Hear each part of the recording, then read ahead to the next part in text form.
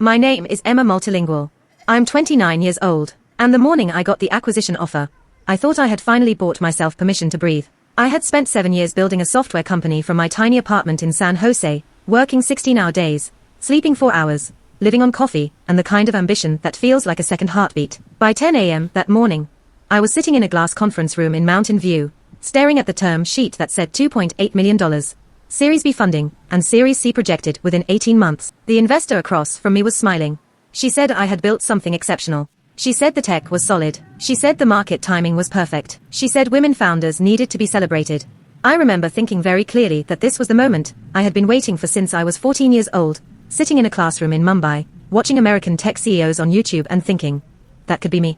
By 11 a.m., I had texted my mother a photo of myself with my hand on the term sheet. I was smiling so hard my face hurt. By 11:45 a.m., I got the call. My mother does not call during her work hours. She is a radiologist, and she treats her schedule like it is carved from stone. So when my phone rang and her name lit up the screen, I already knew something had shifted.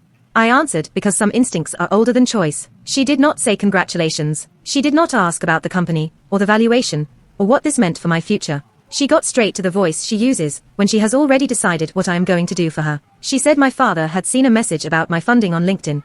She said the family was very proud. Then she said something that made my hand go cold. She said now that I had this money, we could finally sponsor my father's visa properly. She said his green card case had been stuck for 3 years. She said my mother-in-law was still asking when she could move to America. She said my brother needed help paying for his business degree. She said I was the only person in the family with the resources to make these things happen. I asked her if she was joking. She asked me what kind of question that was. I told her that the $2.8 million was not my personal money. It was funding for the company. It came with conditions, obligations, a board that I had to answer to. I told her that I had been trying to explain this for months, but nobody was listening. She said I always made things too complicated. Then she said the words that should have been my warning. You know, we sacrificed so much to get you here. There it was. Not stated as a fact, but as a debt with interest. I remember the exact moment I understood that my success, in her mind, was not my achievement. It was currency. It was proof that I had made it big enough to finally pay them back for the privilege of being born, for the privilege of being educated, for the privilege of being allowed to dream. She kept talking. She said my father had been waiting for years. She said it was embarrassing for him, having a daughter in America, who had not brought him over yet. She said green card sponsorships required an affidavit of support, which meant I was liable for his financial needs anyway, so I might as well accept that the money was going to come out of my resources. I asked her if she had talked to my father about any of this. She said of course not. She was handling it. I asked her if she had talked to my husband. She went quiet. That silence was very loud. I asked her what Vikram had said when she brought this up. She told me I was being defensive about family, which meant my American success was making me selfish. She said Vikram was traditional enough to understand that family obligations came first. She said I should remember that he had also sacrificed, sponsoring me through his H-1B visa before I got my own green card, which meant I owed both my family and my marriage some consideration. I remember sitting very still in that conference room, the term sheet still in front of me, and feeling the walls of every obligation I had ever accepted starting to close in. My mother kept talking, but I stopped listening to the words. I was listening to the pattern. The same pattern I had been hearing my entire life. I did well in school, and they said it was because of their sacrifices. I got into Berkeley, and they said they were proud, but also immediately started asking when I would get married, because success in career meant nothing without family stability. I landed my first tech job, and my mother started telling people at Temple that I was doing well, but also that I should not let America ruin my values. I got promoted to senior engineer, and my father said I should be grateful, because his generation had to fight for every opportunity, and I was just lucky. Then I started the company. And suddenly, I was not lucky anymore. I was successful, which meant I was responsible. My mother finished her pitch. She said this was the moment to do right by the family. She said blood was thicker than water. She said if I did not help, everyone would know that I had forgotten where I came from. I told her I had to go. I said I was still in a meeting. She said this was more important than any meeting. I told her I would call her back. She said I always said that. She said I was always too busy. She said when would I finally remember that family came first. I hung up, and I sat there in that glass room in Silicon Valley, in the middle of the biggest professional moment of my life, and I felt something in me finally go still. Not shock, clarity. The kind of clarity you get when you realize that you have been running toward a finish line someone else had already decided you would cross on their behalf. Before I tell you what happened next, I need to tell you what you do not know yet. Exactly 3 months before this call, I had hired a family law attorney. Not because I was planning to divorce Vikram. Not yet. But because I was starting to see cracks in places I thought were solid, I needed someone who could explain my rights, my options, what happens to assets when a marriage starts to feel like a business arrangement where I am the only one actually working. The attorney's name was Patricia, and she asked me questions that nobody in my family had ever bothered to ask. She asked me how much of my own assets I had contributed to the house. She asked me whether my husband had ever worked since we got married. She asked me what happened to the salary from my first tech job, the one I thought I was saving. I showed her the bank statements, and she asked me very carefully to explain where my money had gone.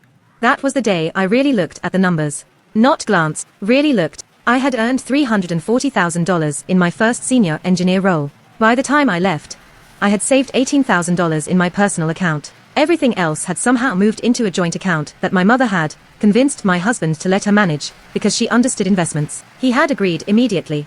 He always agreed to things that did not require him to do anything. My startup salary had started at nothing. Then it had become $40,000 a year. Then $60,000. Then $100,000 once we got our first round of angel investment. Every raise, I had tried to move some money into my own account. Every time, my mother had called and said my father's medical bills were getting worse. Every time, my husband had looked at me with that expression that said I was being selfish if I did not help. Patricia asked me how much was in the joint account now. I did not know. She asked me why I did not know. I told her because I thought it was not mine to know. It was family money. She looked at me for a very long time. Then she said something I have never forgotten. She said, "You know what the difference is between a family and a cult? A family lets you leave." That was 3 months ago. That afternoon, sitting in the Silicon Valley conference room with the term sheet in front of me, I remembered that conversation. And I made a decision that had been brewing for longer than I wanted to admit. I was going to leave. Not just my husband. Not just my family. I was going to sever every obligation, every debt, every expectation that had been poured into my head since I was old enough to understand that my worth was measured by how useful I could be to other people. But I was not going to do it impulsively.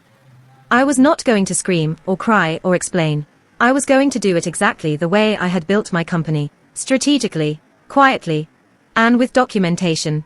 That evening, instead of celebrating with friends, instead of calling my family back, instead of telling my husband about the funding, I made 3 phone calls. First, I called Patricia and told her I was ready. I asked her to prepare divorce papers and a separation agreement. I told her I wanted everything done quickly and quietly.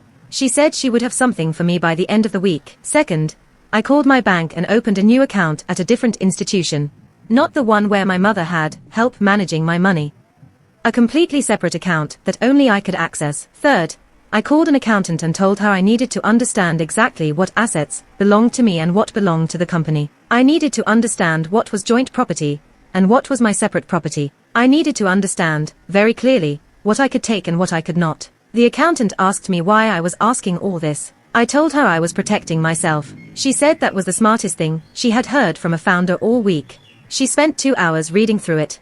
When she looked up, she said I had documented around $1.2 million in cash outflow over 7 years. She said she could prove that most of it had gone to family members who had no legal obligation to repay me. She said the house and the second property were in both names, which complicated things, but given that I had paid for them, we could argue for a larger settlement. She said, "You have been incredibly stupid with incredibly generous documentation." I said I knew. She said the good news was that I was not actually poor. I was just broke. There was a difference. I had assets. I had income. I had leverage. I just had to be willing to use it. I told her I was ready. By Friday, she had prepared the divorce papers. By the following Wednesday, I met with a real estate attorney and started the process of removing my name from the house and the second property.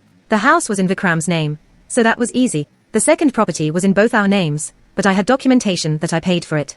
I offered Vikram a settlement. He could keep the house, the car, and a year's worth of alimony, but he signed off on the second property and agreed not to contest the divorce. He asked me if I was serious. I told him I was very serious. He said I could not just leave him. He said he had given me the best years of his life. He said I was being ungrateful.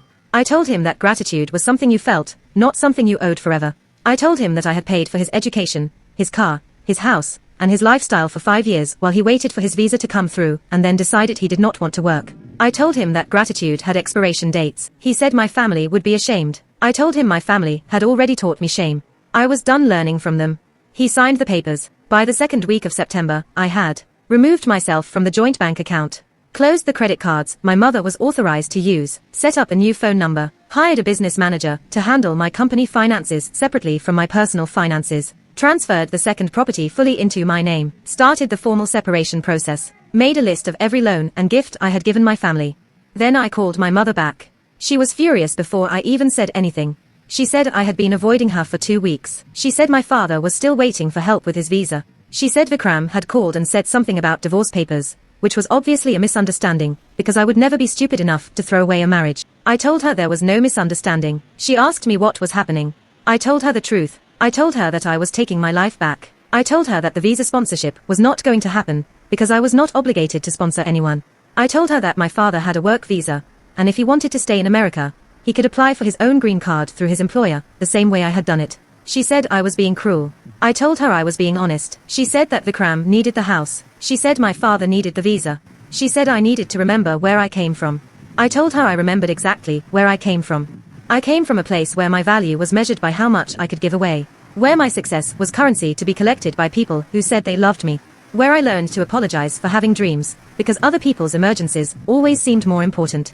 She started to cry. I did not cry with her. She said I was breaking up the family.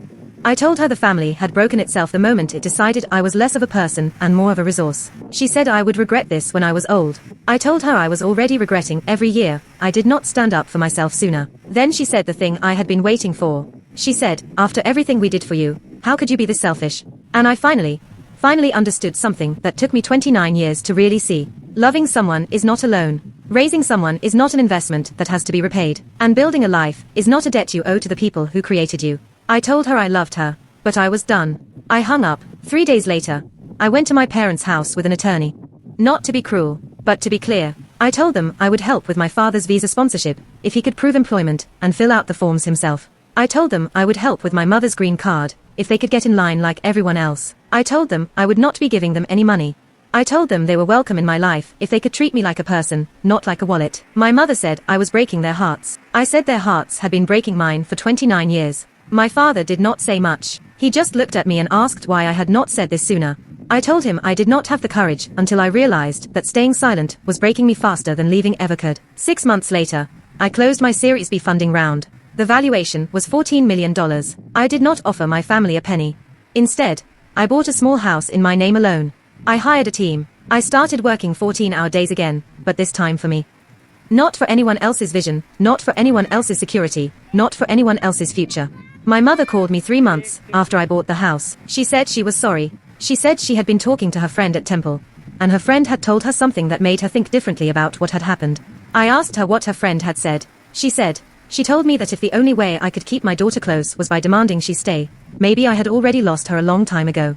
I did not know what to say to that, so I said nothing. She asked if we could have dinner. I told her yes, but I needed her to understand something first. I told her that dinner did not mean going backwards. Dinner meant moving forward with new rules. Rules where I was not responsible for her emotions. Rules where I was not guilty for succeeding. Rules where family meant choice, not obligation. She said she understood.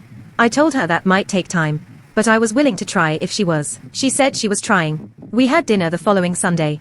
It was awkward and careful, like two people learning to walk around each other in a new way. But it was honest, and that was something. My father eventually did apply for his green card through his employer. It took 2 years, but he got it without my help. He told me that getting it himself meant something different. It meant he had done it. Not me. Not my mother. Him. Vikram signed the final divorce papers 6 months later. He moved back to India. I heard through a mutual friend that he got married within a year. I was happy for him. Being married to me had never been what he wanted. He wanted someone who would take care of him. And I finally realized that was not my job. My company is worth $40 million now.